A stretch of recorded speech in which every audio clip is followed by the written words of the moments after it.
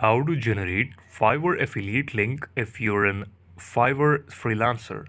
Then how can you simply generate a affiliate link that will help you to earn more money by selling your products referral by you?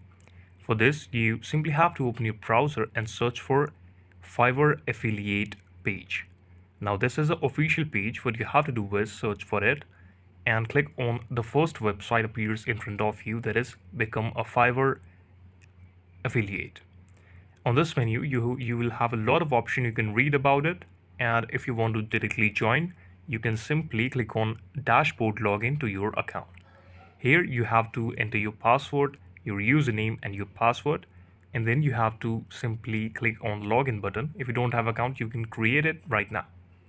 So I have an account and I've logged in with my email ID and password.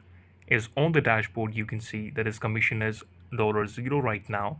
But what I can do with it, I will simply click on the sub affiliate section on Fiverr and click on sub affiliate link.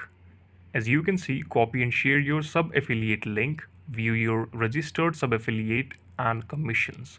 You can simply copy it from this menu and you can paste it anywhere you want, and you can share it also throughout the world, and you can get earning through it. This is the video. Thank you so much for watching it.